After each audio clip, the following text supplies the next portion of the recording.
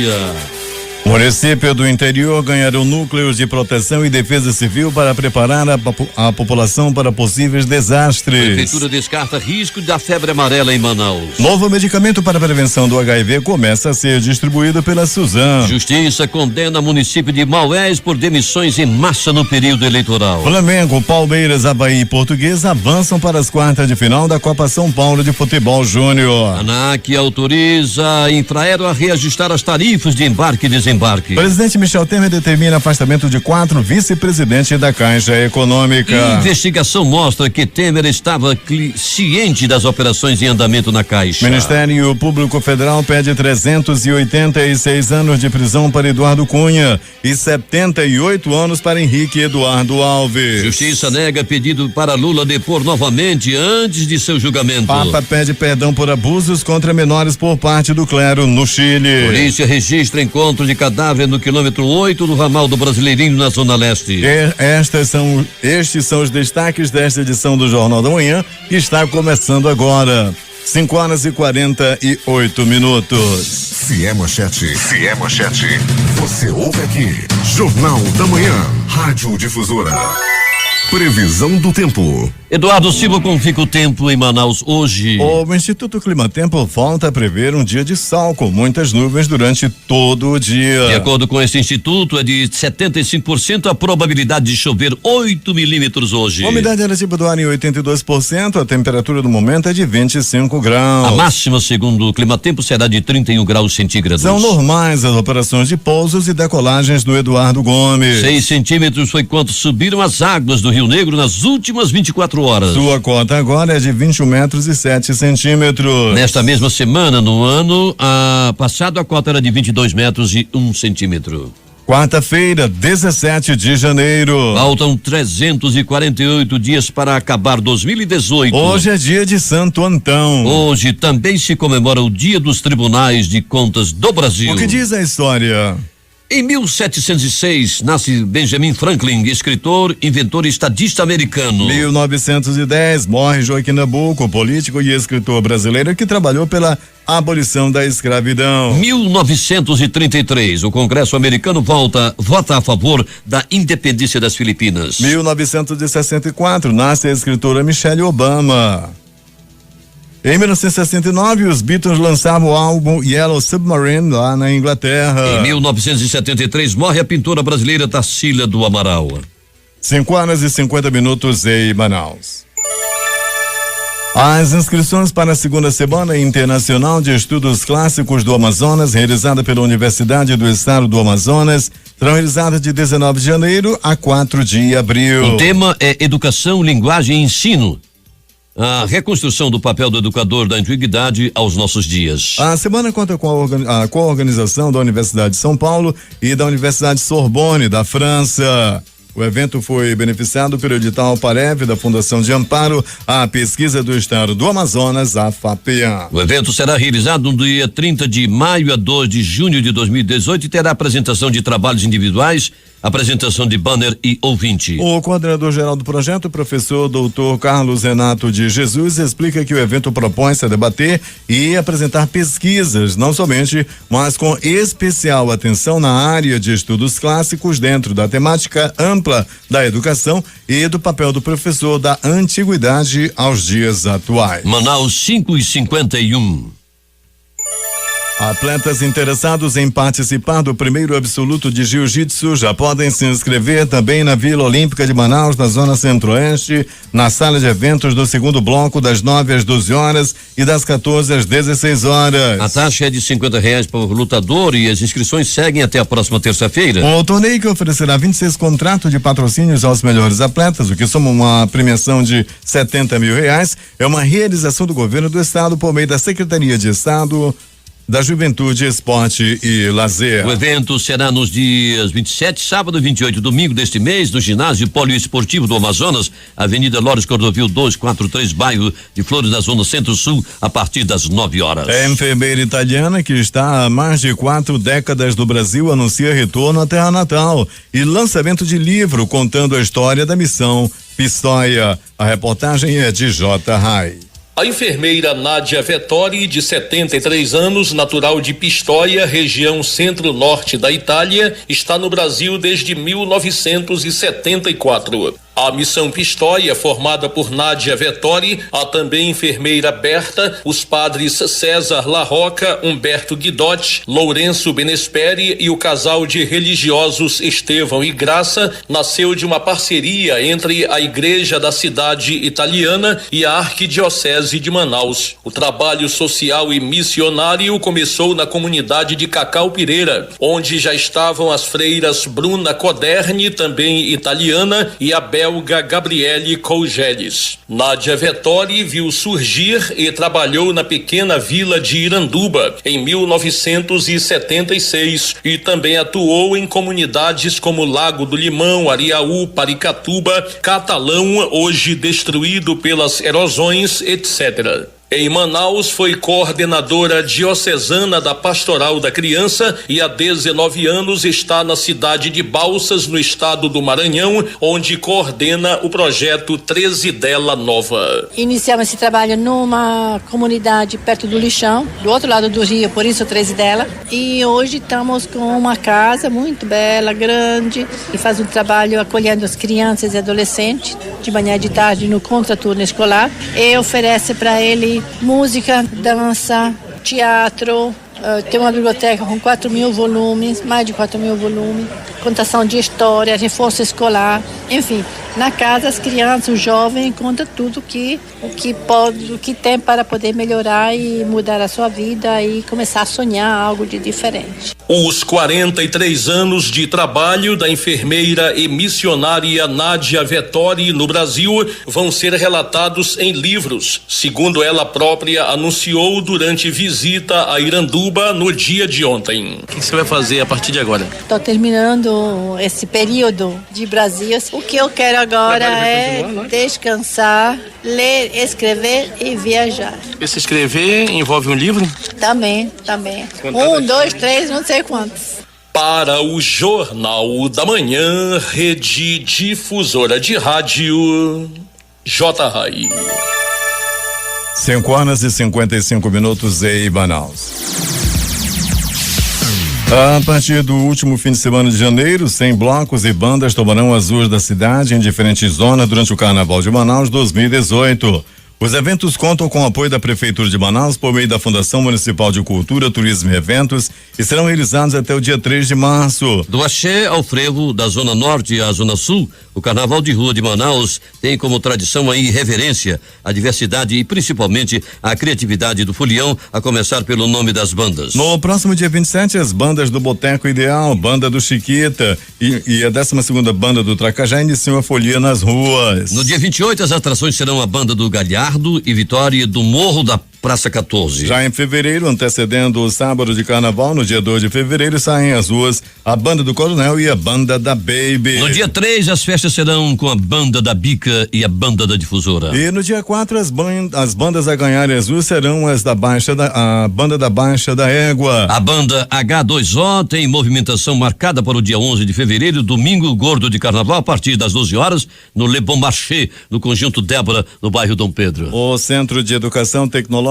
do Amazonas, em parceria com a Secretaria de Estado de Administração Penitenciária, deu início na última segunda-feira ao curso de manipulação de alimentos para 42 detentos do regime aberto da Casa do Albergado de Manaus, regime semiaberto do Complexo Penitenciário Anísio Jobim, liberados provisórios acompanhados pela Central Integrada de Acompanhamento de Alternativas Penais do Amazonas e egressos do sistema prisional. Mais de 40% dos candidatos que compareceram ao Cine Manaus na segunda e terça-feira foram desqualificados por não apresentarem a documentação exigida. Alguns casos envolvem até a falta de documentos pessoais. A diretora do Cine Manaus, Margarete Cavalcante, fala da importância dos candidatos estarem atentos ao perfil exigido e também para a entrega da documentação necessária para dar continuidade à seleção. Segundo ela, muitos candidatos compareceram ao Cine Manaus nesta segunda e terça-feira, mas infelizmente boa parte deles não estava munido da documentação exigida, o que dificulta a seleção e tira a oportunidade do do trabalhador. De acordo com a diretora,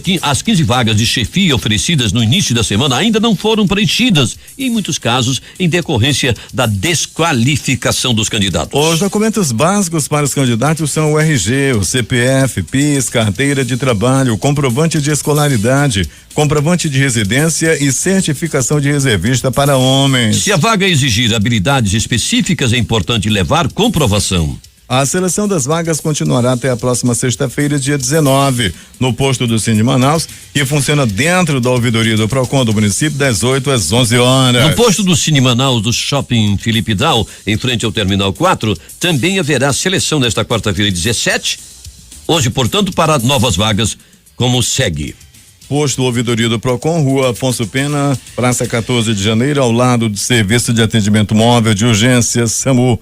As vagas são para chefe de prevenção de perdas, chefe de recursos humanos, chefe de frente de caixa, chefe de faturamento, chefe de depósito, chefe de cafeteria, chefe de seção de perecíveis, chefe da seção de mercearia e chefe da seção de hortifrutigranjeiros. Posto Shopping Felipe Dal, no Terminal 4, na Avenida Camapuã 2985, Cidade Nova. Auxiliar de mecânicos de autos, analista contábil, motorista de caminhão, roll-on, motorista manobrista, operador de máquina aglutinadora.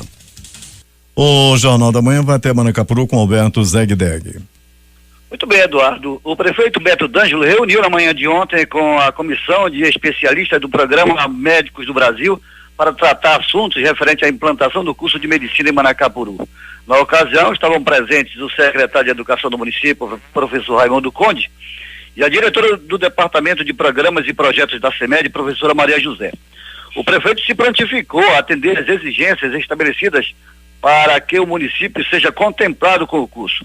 Ressaltou que em breve o hospital passará por uma grande reforma e ampliação para melhor atender a população e os possíveis universitários. Ainda pela manhã, a comissão, juntamente com técnicos da Secretaria Municipal de Educação CEMED e Secretaria Municipal de Saúde e Ciência, estiveram na UBSF do Distrito de Bela Vista para verificar as demandas atendidas. Para o secretário de Educação do município, professor Raimundo Conde, a implantação do curso de medicina em Manacapuru será um ganho grande para a educação do município, o que deverá oportunizar o profissionalismo para muitos jovens que não têm como se deslocar para outros locais. E a estrada Manuel Urbano, que liga Manacapuru até a capital Manaus, já está com a operação tapa-buracos. A empresa responsável pela manutenção da estrada começou os trabalhos na semana passada, depois das reivindicações dos taxistas de Manacapuru através do Jornal da Manhã. Apesar do tempo chuvoso, os trabalhos avançam diariamente, o que deverá ser concluído o mais breve possível. Para o Jornal da Manhã, Rede Difusora de Rádio, Zegdeg. 6:04 em Manaus. Copa do Rio de Futebol Master envolve 6 municípios do interior e terá jogo no fim do mês. Quem tem os detalhes é Itamar Jardina. A grande final da Copa dos Rios de Futebol Master entre as equipes Parintins e Borba será realizada no dia 28 deste mês. O torneio envolve 6 municípios do interior. A partida será no estádio Ismael Benigno, A Colina, localizado no bairro São Raimundo, zona sul de Manaus, às 9:30 da manhã, com entrada gratuita. De acordo com o presidente da Liga Independente Desportiva do Amazonas, responsável pela organização do torneio, Amarildo Carneiro, o Manteiga, a ideia da competição surgiu em 2013, quando eram realizados campeonatos com ex-jogadores profissionais. Ainda conforme Amarildo, a Copa dos Rios de Futebol Master é um campeonato inédito e teve início em julho de 2017. Naquela época, o primeiro jogo foi entre as equipes de Parintins e Inhamudá e foi realizado nos respectivos municípios. Eu sou Itamar Jardina para o Jornal da Manhã. 6:06 em Manaus. A Fundação Hospitalar de Hematologia e Hemoterapia do Amazonas, vinculada à Secretaria de Estado de Saúde, inicia de 23 a 25 deste mês uma programação de treinamento para integrar em um único sistema todas as agências transfusionais da capital e do interior. O treinamento inicia com as unidades da capital e será feito na sede do órgão para servidores de hospitais e pronto-socorros. As agências transfusionais são responsáveis por todo o processo de armazenagem de sangue e de seus derivados, além de realizar exames pré-transfusionais, liberar e transportar os produtos sanguíneos para as transfusões dentro da unidade. De acordo com o diretor-presidente do Hemoan, Nelson Frage, o objetivo é melhorar o controle na distribuição, utilização e monitoramento do uso de sangue e seus derivados. Secretaria de Saúde do Estado inicia distribuição de tratamento de prevenção para HIV. Thaís Gama tem os detalhes. Um novo medicamento para o tratamento e prevenção ao HIV será disponibilizado a partir desta quarta-feira em Manaus. A profilaxia pré-exposição consiste no consumo diário e será ofertado a pessoas que não têm o vírus, mas que estão mais expostas à infecção. A medicação foi enviada pelo Ministério da Saúde e terá a distribuição administrada pela Fundação de Medicina Tropical do Estado.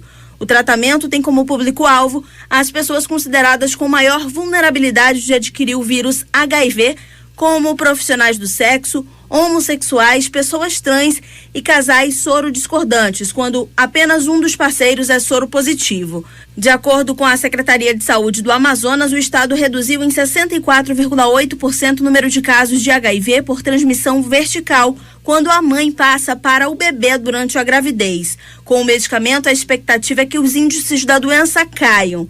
Os interessados em iniciar o tratamento devem agendar a consulta na Fundação de Medicina Tropical, a unidade que é referência no tratamento de IST e AIDS. E daqui a pouco, informações sobre a justiça que condenou o município de Maués por demissões em massa em período eleitoral.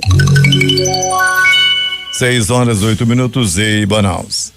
Sensibilizar os servidores contra a importância de refletir, debater e planejar ações em prol da saúde mental. Com esse objetivo, a Secretaria de Estado de Educação e Qualidade do Ensino, SEDUC, deu início na manhã desta terça-feira à campanha Janeiro Branco. A abertura do evento, cujo tema é Quem Cuida da Mente Cuida da Vida, foi realizada no Centro de Educação Profissional Padre José de Anchieta, localizado na Avenida Valdemiro Lustosa, no bairro do Japim. O evento contou com a participação de gestores, coordenadores, assessores pedagógicos e demais servidores lotados na sede da Secretaria e foi transmitido aos servidores do interior via Centro de Mídias de Educação. EPAM inicia a operação Volta às Aulas em Manaus. Geraldo Campelo tem os detalhes. Com o fim do período de férias e o início do ano letivo, cresce a procura por artigos escolares. E para garantir o peso, quantidade e segurança dos produtos, o Instituto de Pesos e Medidas do Amazonas, o IPEM, iniciou a operação Volta às Aulas. O objetivo é intensificar a fiscalização dos itens que compõem a lista de materiais escolares. Segundo o diretor-presidente do IPEM, o engenheiro Márcio André Brito, a fiscalização nos artigos escolares acontece durante todo o ano, mas nesse período que antecede o retorno das férias é intensificada. E ele aponta um dos motivos da verificação. O objetivo é verificar se a quantidade declarada na embalagem pelos fabricantes corresponde à quantidade real. Nós já encontramos em outros anos resma de papel. Na embalagem estava lá, 500 unidades. E as dimensões, na hora da verificação, estavam faltando mais de 50 folhas. Márcio Brito alerta o consumidor para que fique atento na hora de fazer as compras. Então nós chamamos a atenção da população para que verifique se existe a marca do Inmetro e se, por exemplo, em folhas de isopor, ele define uma dimensão. E aí a criança não consegue fazer os trabalhos do colégio porque vem com um tamanho muito menor. As empresas autuadas têm um prazo de 10 dias para apresentar defesa escrita junto ao IPEM Amazonas. As multas podem chegar a R$1,5 milhão de reais. Em 2017, o IPEM visitou 216 estabelecimentos comerciais. 3.950 artigos escolares foram fiscalizados. Destes, 293 estavam fora das normas estabelecidas pelo Inmetro e foram apreendidos. Eu sou Geraldo Campelo para o Jornal da Manhã. Obrigado pelas informações, Geraldo. São agora 6h11 em Manaus.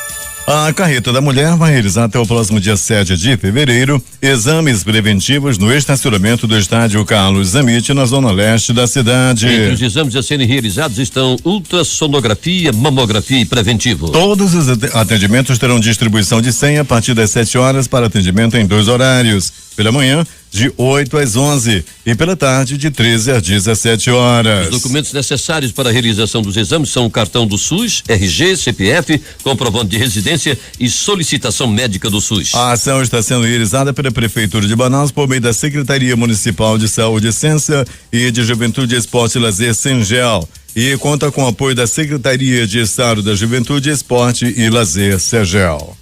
Secretaria de Saúde do município inicia força-tarefa para combater a febre amarela em Manaus.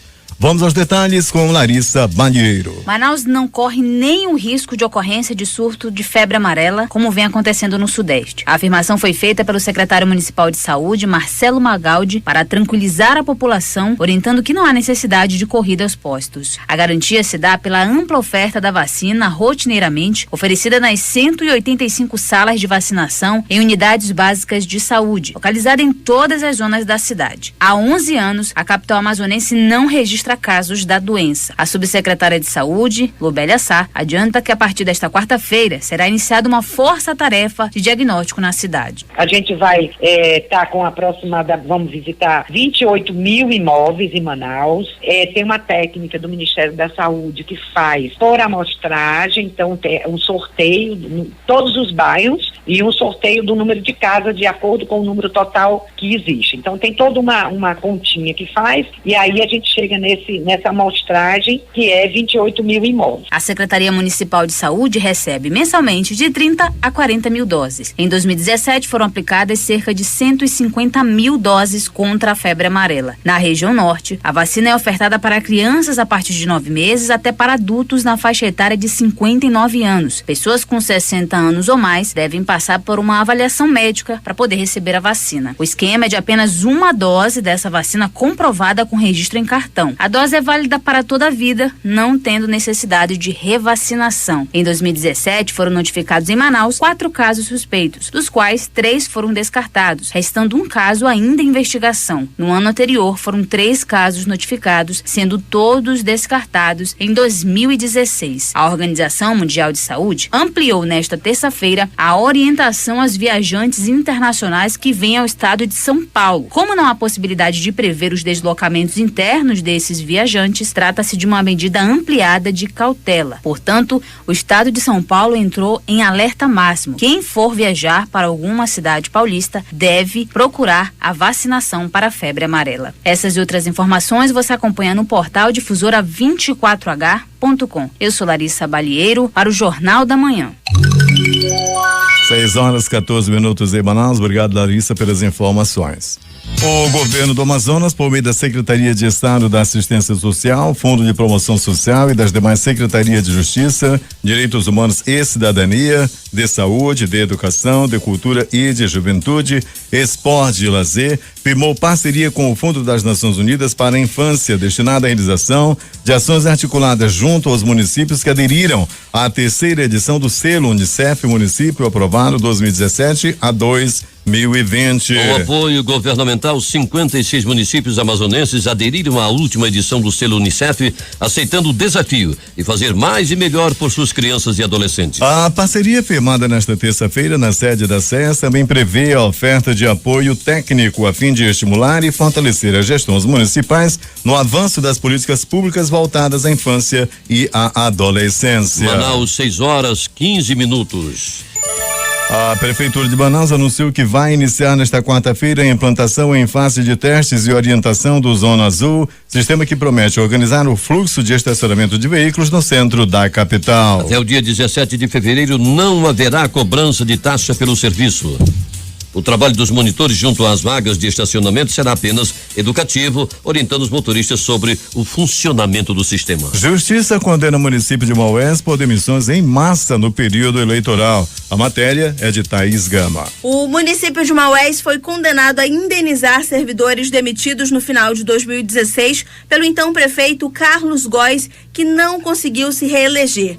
O juiz Rafael Almeida Cro, titular da primeira vara da comarca de Maués, em ação civil pública proposta pelo Ministério Público Estadual, condenou o município a indenizar servidores exonerados irregularmente durante o período eleitoral de 2016 pelo então prefeito Raimundo Carlos Góes Pinheiro, do PT, conhecido como Padre Góes, que havia concorrido sem êxito à eleição naquele ano. A decisão foi proferida nesta segunda-feira e baseada na Lei das Eleições, que proíbe aos agentes públicos a prática de diversas condutas, dentre elas a demissão de servidores durante o período de 3 meses que antecede o pleito até a posse dos eleitos.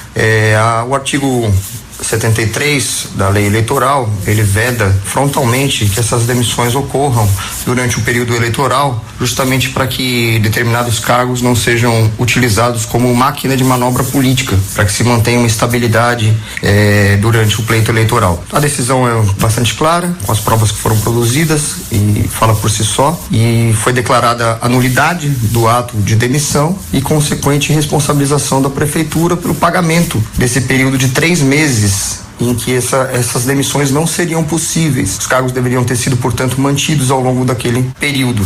Então, esses servidores agora que foram demitidos irregularmente farão jus ao recebimento das verbas correspondentes àquele período em que eles não poderiam ter sido demitidos, né? De acordo com os autos, os servidores tiveram seus contratos rescindidos a partir do dia 4 de outubro de 2016, quando ingressou com a ação, o Ministério Público Estadual pleiteou medida cautelar, ou seja, uma liminar, para assegurar a reintegração dos demitidos. Em fevereiro de 2017, no entanto, numa primeira decisão no âmbito da ação civil pública, o juiz Rafael Cro negou a liminar por considerar, àquela altura, a estabilidade provisória assegurada pela Lei das Eleições que já havia transcorrido. Eu sou Thaís Gama para o Jornal da Manhã. Sobre este assunto, a Prefeitura de Maués fizeram um comunicado dizendo o seguinte: sobre a decisão da Justiça de condenar o município de Maués a indenizar servidores municipais demitidos pelo ex-prefeito Carlos Góes, a Prefeitura de Maués informa que aguarda ser notificada para oficialmente se manifestar. Agora 6h18 em Manaus.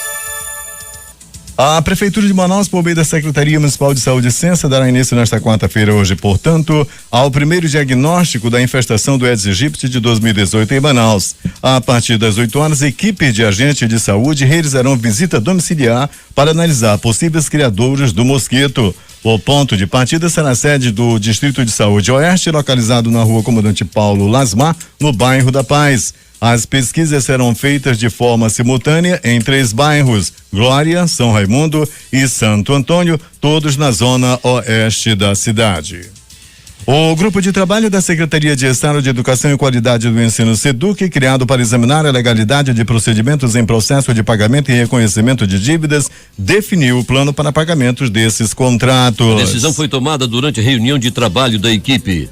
O secretário de Estado de Educação e Qualidade do Ensino, professor Lourenço Braga, explica que essa medida visa respaldar o Estado sobre os pagamentos efetuados e tranquilizou os empresários. O governo vai seguir estritamente a lei e vai pagar todos que comprovadamente prestaram os serviços e entregaram os produtos à SEDUC, ressaltou o secretário. Uma economia de 1,7 milhão de reais do orçamento do governo do Estado. Esse foi o saldo contabilizado nos custos da Controladoria Geral do Estado nos primeiros 100 dias da gestão do governador Amazonino Mendes. A contenção é resultante de rescisões contratuais, alterações de titularidade e redução no quadro funcional. No total, 4 contratos foram rescindidos e outros 5 tiveram alterações de titularidade em decorrência da absorção das atividades da extinta Ouvidoria Geral do Estado pela CGE. Somente a adesão ao sistema de ouvidorias do Poder Executivo Federal e ouve, firmada por meio da parceria com o governo federal, representou uma economia superior a 1,3 milhão de reais aos cofres públicos. O novo sistema é fornecido gratuitamente ao governo do estado. Polícia. Vamos ao resumo policial da noite e madrugada com a nossa unidade externa. Alberto Peregrini.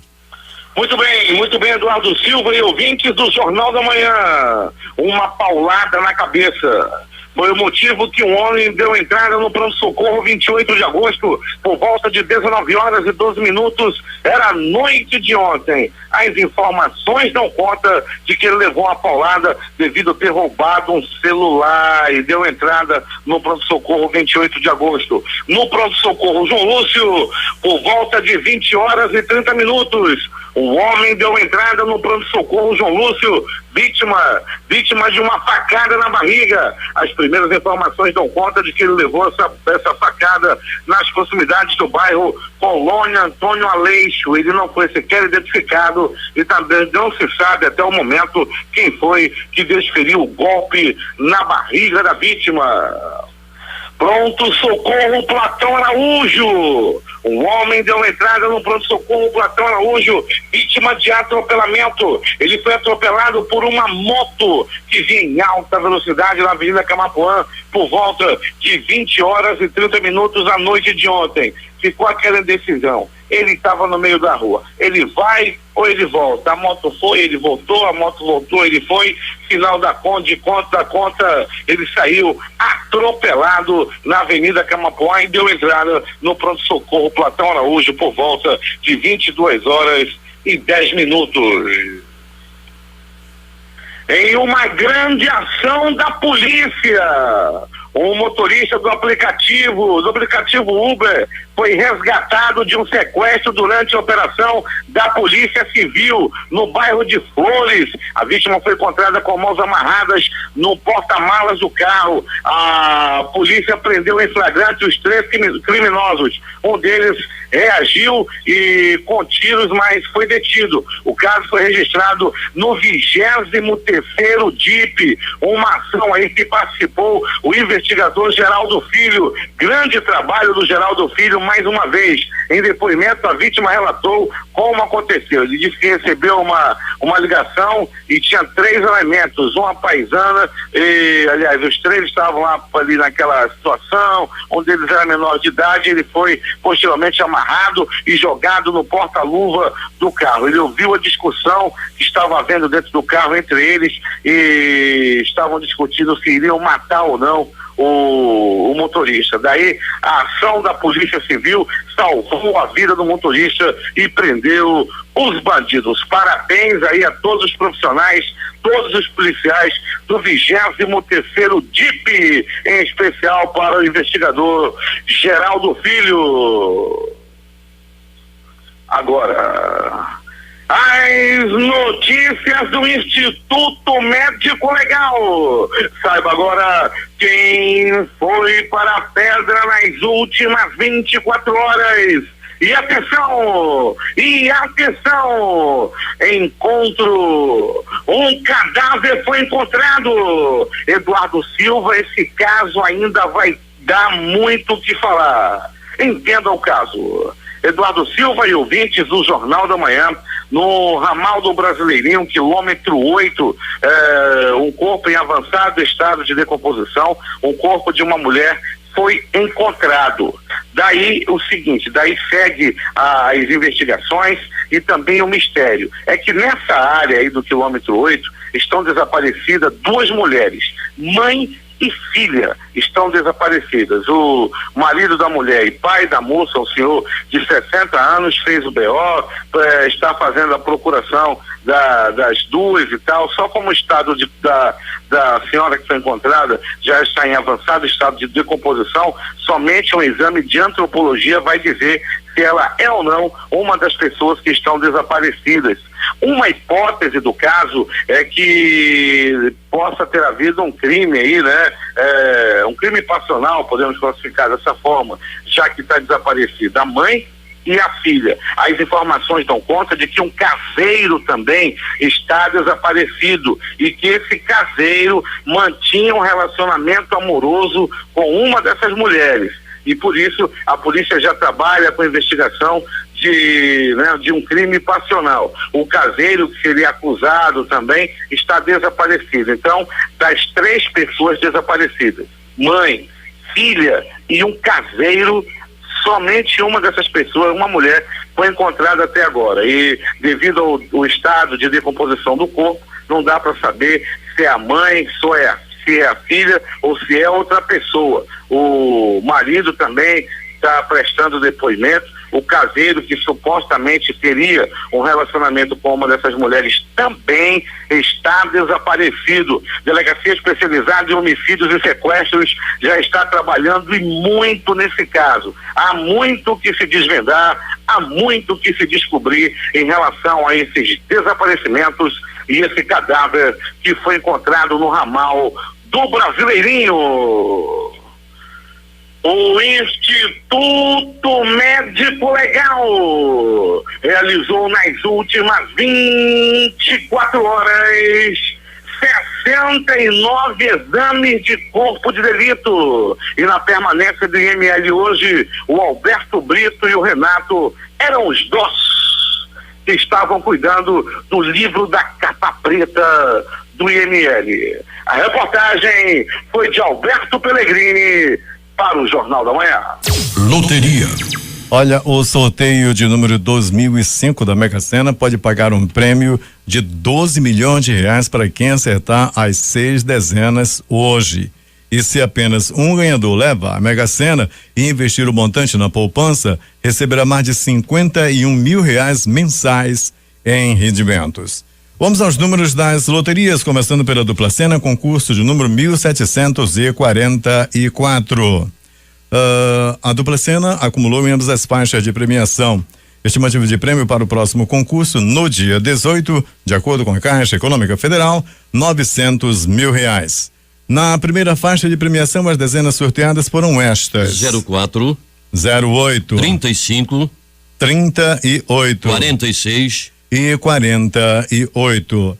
Na segunda faixa de premiação da Dupla Sena, concurso de número 1744, as dezenas foram 11, 18, 22, 25, 30, 46. Lotomania, concurso de número 1832. 20 acertos, uma aposta ganhadora. É de Cardeal da Silva, lá na Bahia. Vai receber 5.995.962 reais e 17 centavos. 19 acertos, 6 apostas ganhadoras, prêmio 55.747 reais 53 centavos. 0 acertos, uma aposta ganhadora de lá de Cardeal da Silva, na Bahia, 167.242 reais e 60 centavos. Deve ser o mesmo apostador.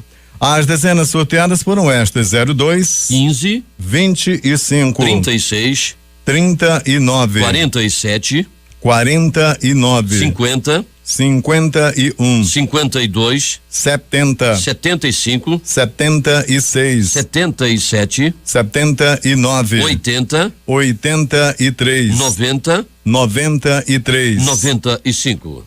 Time Mania, concurso de número 1132. Time do coração, o CRB das Alagoas. A Time Mania também acumulou estimativa de prêmio para o próximo concurso, 5.600.000 reais. Dezenas sorteadas: 05, 11, 17, 51, 52, 57 e 75. O assunto agora é Quina, concurso de número 4.582. A Quina teve uma aposta ganhadora de Tianguá, lá no Ceará. Vai receber 2.306.393 reais e 73 centavos. A Quina estava acumulada. A quadra teve 49 apostas ganhadoras. O prêmio, R$9.501 reais e 36 centavos. O terno, 5.714 apostas ganhadoras, prêmio R$122 reais 52 centavos. O Duque, 148.679 apostas ganhadoras, prêmio R$2,58. Atenção para as dezenas do concurso de número 4.582 da Quina. Anote: 11, 21, 33, 59, 62, 11, 21, 33, 59, 62. 6h36 em Manaus. Esportes. A Federação Internacional de História e Estatística do Futebol divulgou a atualização anual do ranking mundial de clubes e o Grêmio é o segundo colocado da lista. O Clube Gaúcho ficou atrás apenas do espanhol Real Madrid, campeão da última edição da Liga dos Campeões e do Mundial de Clubes. O Flamengo é o segundo brasileiro a aparecer na lista, na sexta colocação com 256 pontos. Além dele, Botafogo na 20ª colocação, Santos na 21ª, Palmeiras a 33ª também estão na lista. O Flamengo está nas quartas de de final da Copa São Paulo de Futebol Júnior, em partida disputada na tarde desta terça-feira na Arena Barueri, o rubro-negro da Gávea derrotou o Audax por 1-0, gol marcado por Bill no primeiro tempo. Na próxima fase, o Flamengo vai enfrentar o Avaí, que venceu o Corinthians por 2-0. O Palmeiras venceu o Vasco por 2-0 nesta terça-feira e avançou às quartas de final da Copa São Paulo. Palmeiras vai enfrentar o Portuguesa, que venceu o Goiás por 1-0. Gustavo Scarpa teve o nome publicado nesta terça-feira no Boletim Informativo Diário BID da CBF. O meia, portanto, está regularizado pelo Palmeiras. Anunciado na última segunda-feira, o meia de 24 anos acertou por 5 anos com o Verdão. Na ação judicial da Justiça Trabalhista, o Fluminense revelou o valor da multa rescisória prevista no contrato de Gustavo Scarpa, 200 milhões de reais. Pela Lei Pelé, o clube carioca pode cobrar o montante do jogador e do Palmeiras. Últimas notícias. O dólar à vista fechou em alta de 0,41% a R$3,2272. O giro foi de 587 milhões de dólares. O Ibovespa subiu 0,1% a 79.831 pontos, novo recorde de fechamento. Na máxima do dia, o índice B3 chegou a 80.246 pontos, segundo a Reuters. O último recorde de fechamento foi na véspera, quando a bolsa subiu 0,51% aos 79.752 pontos. O emprego da indústria brasileira cresceu 0,3% em novembro, em comparação com outubro do ano passado, na série livre de influências sazonais, no segundo mês consecutivo de melhora no emprego. Já a utilização da capacidade instalada subiu para 78,3%, diz o documento. O agronegócio nacional obteve no ano passado, segundo o Ministério, 81,86 bilhões de dólares em superávit, acima de 71,31 bilhões de 2016, inferior apenas aos 82,91 bilhões de 2013. No total, o agronegócio do país exportou 96,01 bilhões de dólares em 2017, alta de 13%. Manaus 6,42. Alvo de investigações, a Caixa pode ser beneficiada por uma injeção de recursos do FGTS com a bênção do governo neste ano. Em 2017, o Banco Estatal suspendeu financiamentos imobiliários e segurou empréstimos para estados e municípios, o que desagradou o setor produtivo e também a classe política. A Agência Nacional de Aviação Civil, ANAC, autorizou ontem o aumento de 4,5833% nas tarifas aeroportuárias dos terminais administrados pela empresa brasileira de infraestrutura aeroportuária Infraero. Os valores recaem sobre as tarifas de embarque, conexão, pouso e permanência. Com o reajuste, a tarifa máxima de embarque doméstico a ser paga pelos passageiros passará de R$29,90 para R$30,27. Já a tarifa máxima de embarque internacional de 115,64 passa para 118,06. A agência autorizou ainda o reajuste nos tetos das tarifas de armazenagem e capatazia de cargas de 2,94%. Os novos valores passarão a valer em 30 dias. 6:43 em Manaus. O presidente da Câmara dos Deputados, Rodrigo Maia, do DEM do Rio de Janeiro, afirmou ontem que se o governo não conseguir os votos necessários para aprovar a reforma da Previdência em fevereiro, a Câmara não votará mais a proposta. Pelo cronograma anunciado por Maia ainda no ano passado, a discussão sobre a reforma está marcada para o próximo dia 5 de fevereiro e a votação para 19 de fevereiro. A proposta só será aprovada se tiver o apoio mínimo de 308 dos 513 deputados em 2 votações. Manaus 6:43. O Ministério Público Federal no Distrito Federal pediu a condenação dos ex-deputados Eduardo Cunha do PMDB do Rio de Janeiro e Henrique Eduardo Alves do PMDB do Rio Grande do Norte, em alegações finais apresentadas à Justiça Federal na ação penal derivada da Operação Sepsis, que investiga desvios do Fundo de Investimento do FGTS administrado pela Caixa Econômica Federal. Os 2 políticos estão presos e são investigados em várias frentes. Para Eduardo Cunha, o Ministério Público pediu pena de 386 anos de prisão por crime de corrupção passiva e ativa, prevaricação, crime contra a administração pública e lavagem de dinheiro. Para Henrique Eduardo Alves, o ex-ministro e ex-presidente da Câmara, o MP, pede 78 anos de prisão por corrupção passiva e lavagem de dinheiro. O Ministério Público Federal emitiu parecer ao Supremo Tribunal Federal em que pede a rejeição de habeas corpus protocolado pela defesa do ex-presidente da Assembleia Legislativa do Rio de Janeiro, Jorge Pisciani, do PMDB, preso na Operação Cadeia Velha. O presidente Michel Temer determinou o afastamento de 4 dos 12 vice-presidentes da Caixa Econômica Federal por 15 dias para que apresentem defesas sobre denúncias feitas pelo Ministério Público Federal, informou o Palácio do Planalto em nota nesta terça-feira. 4 dos 12 vice-presidentes da Caixa, além de estão sendo investigados pela Polícia Federal e pelo Ministério Público. O pedido de afastamento dos dirigentes foi feito em dezembro e assinado pelas forças-tarefas das operações Greenfield, Cui Bono e Sepsis, as duas últimas derivadas da primeira. Os vice-presidentes citados nas investigações são Deusdina Pereira, de Fundos e Loterias, Roberto Desier, de Santana, de Governo, Antônio Carlos Ferreira, Corporativo, José Henrique Marques da Cruz, de Clientes, Negócios de Transformação Digital. Até a semana passada, Temer vinha se recusando a afastar os executivos do banco.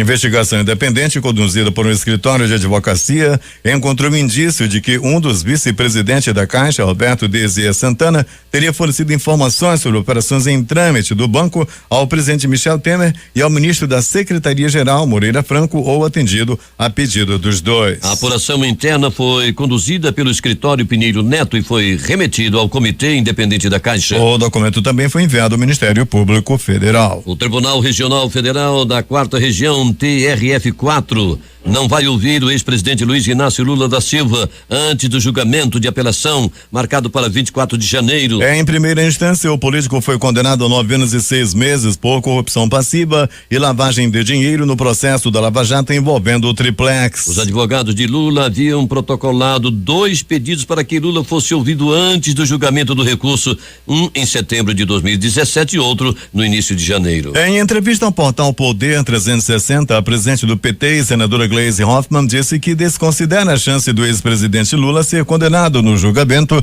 do dia 24 de janeiro. Para prender o Lula, vai ter que prender muita gente, mas mais do que isso, vai ter que matar gente.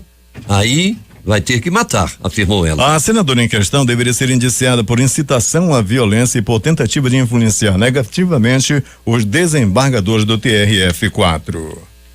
O Ministério da Saúde informou ontem que tem registrado os 35 casos de contaminação por febre amarela no país no período de julho do ano passado a 14 de janeiro deste ano. Na divulgação do último balanço, em 9 de janeiro, eram 11 casos. No total de casos divulgados nesta terça-feira, 6 foram registrados em 2018. Ao todo, 20 pessoas morreram da doença no período. A Organização Mundial da Saúde divulgou nota nesta terça-feira informando que classifica todo o estado de São Paulo como área de risco para a febre amarela. Segundo a entidade, a decisão foi tomada a partir do crescimento do nível de atividade do vírus da doença no território paulista desde o fim de 2017. O Ministério da Educação escolheu o Ceará para começar a elaborar as estratégias de implantação da Base Nacional Comum Curricular para a educação infantil e o ensino fundamental. As diretrizes que definem a aprendizagem essencial que todos os alunos, tanto da rede pública como particular, devem adquirir na escola, foram homologadas em dezembro e entram em vigor em janeiro de 2019. O Tribunal Regional Federal da 5ª Região em Pernambuco negou o pedido de suspensão de liminar apresentado pela União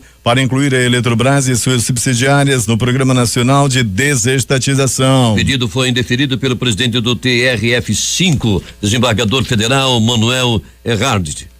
A liminar foi conhecida na última quinta-feira pela Sexta Vara Federal na Seção Judiciária do Estado. O governo venezuelano confirmou ontem a morte do ex-policial e piloto Oscar Pérez, que no ano passado atacou prédios governamentais usando um helicóptero em uma operação policial realizada nesta segunda na periferia de Caracas. Na operação para o desmantelamento de um perigoso grupo terrorista, 7 pessoas do grupo foram mortas e 6 detidas, disse o ministro do Interior da Venezuela, Néstor Reverol.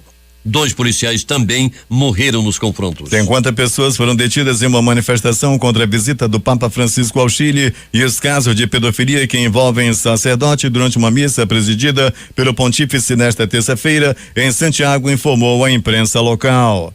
Mais de 100 manifestantes marcharam perto do Parque O'Higgins, localizado no centro da capital, onde cerca de 400 mil fiéis se reúnem desde a madrugada para presenciar a liturgia de Francisco. Segundo a mídia local, a polícia reprimiu o protesto com carros com jatos de água e deteve 5 manifestantes. 6 horas e 49 minutos em Manaus.